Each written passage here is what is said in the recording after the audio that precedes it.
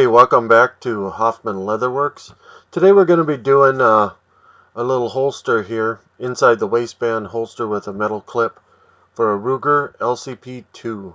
This is a great little project and very practical. These are really nice inside the waistband holsters for these little pistols. So as you saw there, I used my laser cutter just to kind of etch the pattern onto the leather. So if you do download this pattern from me, you will get the SVG files to use if you have a laser, or the printable paper PDF pattern. So you can do it either way, but this one I use the laser. So we'll move ahead, and at this point I'm just going around punching the holes. You can see there I got up in the upper left corner belt clips. I get my clips from holstersmith.com, but of course you can use any kind of attachment, any clip that you have or prefer. But I just use a standard metal clip on this, and it seems to work really well. So once I get the holes punched out, of course we'll go ahead and just cut the pattern out. And then this is a really small holster, and I use about 6 to 7 ounce leather on this. It seems to work the best. It doesn't need to be really thick, I don't think. So we'll go ahead and get this all cut out, and including there again you see the piece for the metal clip. Next step that I do is I'll go ahead and die the pieces at this point. Again, you can do this after you do the assembly, but I do it at this point, and in this case I'm using my airbrush to dye it. We're just doing just a standard black. I really like using the airbrush. I think it really does a good job, and you use a lot less dye than if you were to dip it. So I'll go ahead and give this a couple coats of black dye and let it dry. I usually just set this aside. I'm working on 5 or 6 or whatever holsters at the same time, so I'll dye a bunch and let them sit. And so next step, you see here I got the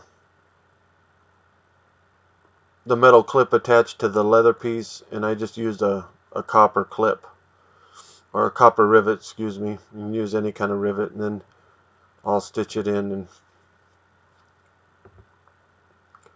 get that secured, and then go ahead and just glue the edges and get ready to clamp this just for a few minutes. And this is just standard contact cement.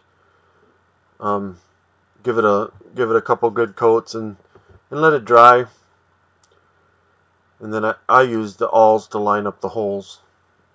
So I'll get the holes all lined up and get it stuck together. And I use a few little metal clips on there just to kind of help it out a little bit. So once that dries, then we'll go ahead and stitch it.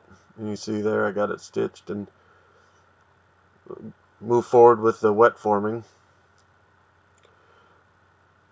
Remember, if you like this video, to hit the subscribe button, the alert button, all those good things. All that helps out, so I can bring more holster videos to you guys. Hopefully you find this helpful. Like I said, you can get the patterns on my website, Hoffman Leatherworks, Etsy, eBay. You can get the holster. So just do a standard wet form on this. Get it wet and stick the blank gun in there. And then I've built just a little press with some high density foam and wood, and then I use manual clamps on it. Seems to work really well. So we'll go ahead and get this all clamped up, and this too I let sit for anywhere from an hour to 2 or 3 hours, just kind of depending on the workload in the shop.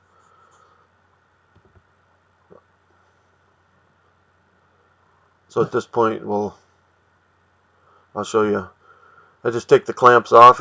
This one I think had been sitting for about 2 hours at this point. So I'll just take the clamps off, and usually I'll do a little hand touch up once I get the clamps off and look at it, do a little hand molding on it. But it's generally not necessary if you use these clamps. So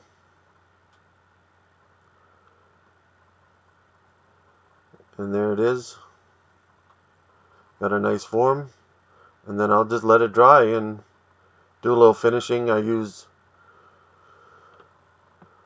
put a final finish on it once it's dry, and off it goes to the customer. Thanks again. Hope you enjoyed the video. Let me know if you have any comments.